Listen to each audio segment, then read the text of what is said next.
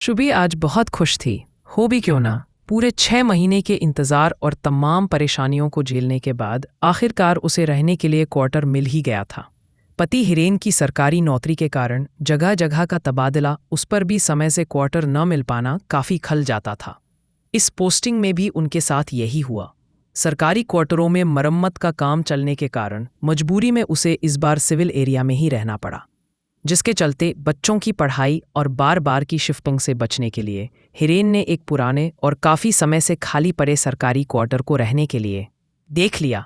अपने ऑफिस में उसने बात की तो पता चला पिछले कुछ वर्षों से उस क्वार्टर को कोई लेने को तैयार नहीं होता था।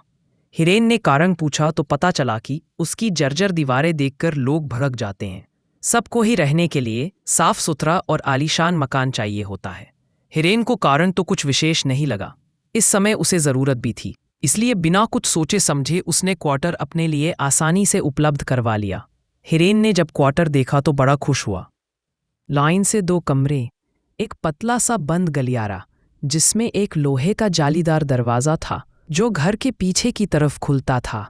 ऊंचे बाड़े के भीतर पानी की टंकी और साफ सुथरा आंगन था। आंगन में ही एक बड़ा सा पुराना आम का पेड़ था। कुल मिलाकर बड़ा ही सुंदर और सुविधाजनक रहने लायक बहुत ही बढ़िया क्वार्टर था। आश्चर्य की बात तो ये थी कि थोड़ी सी साफ सफाई के बाद क्वार्टर एकदम चमक गया था और काफी खुला एरिया भी था। पर पूरे आंगन में फैले आम के पेड़ की छटाई न हो सकी।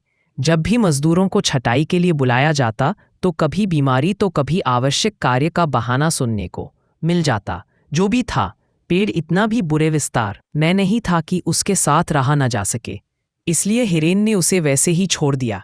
कुल मिलाकर बहुत बेहतरीन क्वार्टर था। फिर न जाने क्यों वो इतने समय से खाली पड़ा हुआ था। कुछ भी हो, आज शुभी भी राहत की सांस लेती है कि चलो अगले 5 वर्षों के लिए अब सुकून है, जिसमें 6 महीने तो उसने सिविल एरिया में ही निकाल दिए थे। खैर जो भी था, अब देर आए दुरुस्त आए। नए क्वार्टर में शिफ्ट करने के दूसरे दिन से उन सब की जीवन शैली सामान्य ढर्रे पर आ जाती है। हिरेन तय समय अपने ऑफिस निकल जाता है। शुभी बच्चों को स्कूल छोड़कर वापस आती है और घर के बचे काम निपटाने लगती है। वो रसोई से जूठे बर्तन उठाती है और आंगन में ले जाकर पानी की टंकी के पास धोने लगती है। कुछ समय तक तो सब कुछ सही था। अचानक से उसे लगा कोई उसकी पीठ थपथपा रहा है। शुभी झटके से मुड़कर देखती है, लेकिन पीछे कोई भी नहीं था। उसे अपना वहम मानकर वो फिर से अपने काम में लग जाती है। थोड़ी देर बाद फिर उसे लगा जैसे कोई उसके पीठ पर लकड़ी की सींग चुभा रहा है। इस बार तो उसे तनिक पीड़ा भी हुई। शुभी फिर से पीछे मुड़कर देखती है तो पाती है कि वहां से एक गिलहरी भागती है जो सरसराती हुई उस पुराने आम के पेड़ पर चढ़ जाती है। शुभी निश्चिंत हो जाती है कि हो न हो ये गिलहरी ही आकर मस्ती कर रही होगी, लेकिन इतनी जोर की चुभन दुर्हानाएं देती होगी। शुभी स्वयं से ही प्रश्न करती और स्वयं के दिमाग का फितूर मानकर नजरअंदाज करती हुई अपने आगे के काम में लग गई।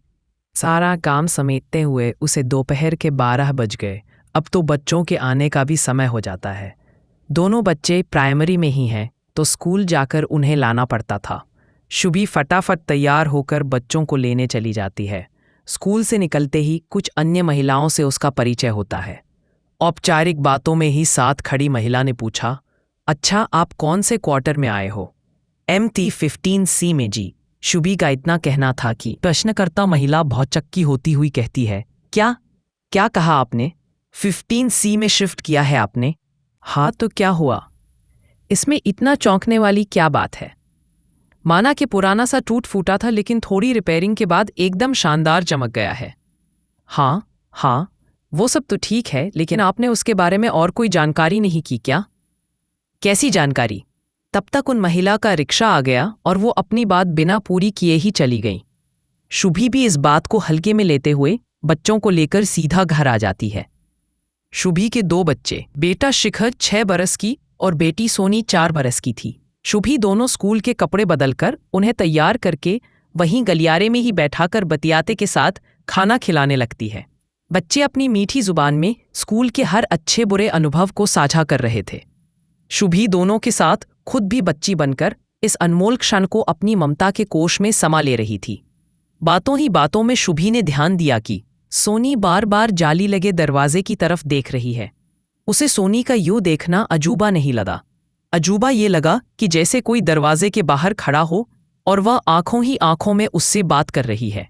सोनी बड़ी सहजता से उसके प्रति व्यवहार कर रही थी, मानो उसकी जानती पहचानती हो। शुभी ने जब पूछा कि उधर क्या देख रहे हो बेटा, सोनी बड़ी मासूमियत से कहती है, खेलना है। हाँ तो अभी शाम को भैया के साथ खेल लेना, अभी आराम से खाना खाओ और सो जाओ, शुभी ने सोनी को समझाते हुए कहा।